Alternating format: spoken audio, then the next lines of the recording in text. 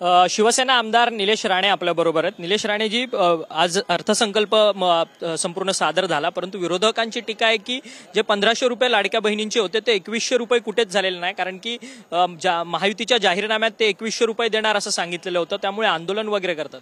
बघा, लक्षात घ्या, विरोधकांना मुळात बजेटच कळला नाही। त्यांना शो करायचा होता तुमच्या समोर, मीडिया समोर शो केला नाही तर किंमत कवडीची राहत नाही हे त्यांना माहिती असल्यामुळे तुम्हीच त्यांना प्रोत्साहन देता। त्यांना विचार, पहिलं बजेट कळला का?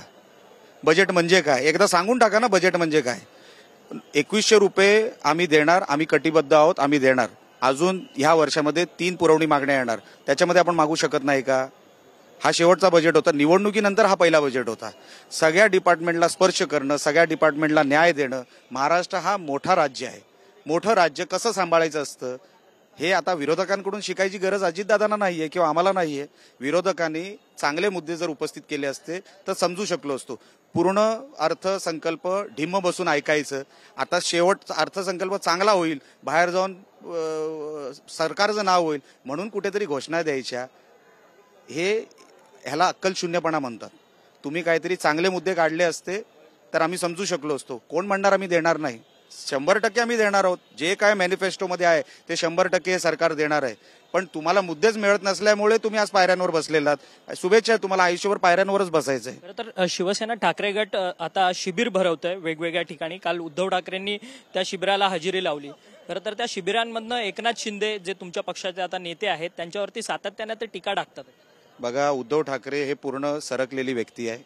त्यांना काय बोलायचं, कुठे बोलायचं ह्याचा आता त्यांचं मोजमाप राहिलेलं नाही। त्यांचं मानसिक संतुलन बिघडलेलं आहे। सरकार गेलं, पक्ष गेला, सगळं काय त्यांच्या हातातून निसटलं आणि त्यांना जे वाटायचं ना मी कुटुंब प्रमुख वगैरे, ते साधे कुठल्या कुटुंबाचे बाहेर उभे राहणारे जे कोण असतात ना, व्हिजिटर पण होऊ शकणार नाही, अशी परिस्थिती उद्धव ठाकरेंवर। तुम्ही समाजात जा, लोकांमध्ये जा, लोकांमध्ये मिक्स व्हा, त्यांच्या अडीअडचणी समजून घ्या। नुसते स्टेटमेंट देऊन महाराष्ट्र तुम्हाला काही करत नसतो, प्रमुख करत नसतो, कुटुंबातला सदस्य करत नसतो।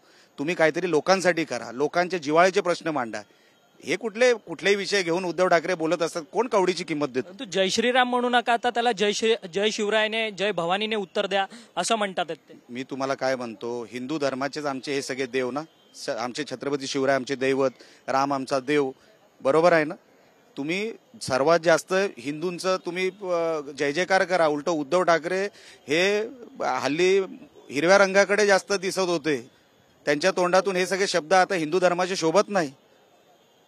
तुम्ही राजकारणासाठी हे सगळं बोलता, अख्खं आयुष्य तुम्ही हिंदू धर्म तुमच्या स्वतःच्या राजकारणासाठी वापरला। काहीतरी कुठेतरी तुम्ही विचार करून बोलत जा। आता उद्धव ठाकरे यांचं सगळं संतुलन बिघडलेलंच वाटतंय। धन्यवाद, तुम्ही आमच्याशी बातचीत केली। निलेश राणे आहेत जे शिवसेनेचे आमदार आहेत, त्यांचं असं म्हणणं आहे की उद्धव ठाकरे हिरव्या रंगाकडे सरकलेले आहेत, त्यामुळे त्यांना पुन्हा जय शिवराय आणि जय भवानीचं नाव घेण्याचा त्यांचा काही अधिकार नाही, अशा थेट रोकटोक जी टीका आहे ती त्यांनी आपल्यासोबत बोलताना केली आहे। व्हिडिओ जर्नलिस्ट सिद्धेश नाईकसह अक्षय मंगणे, टीव्ही मराठी, मुंबई।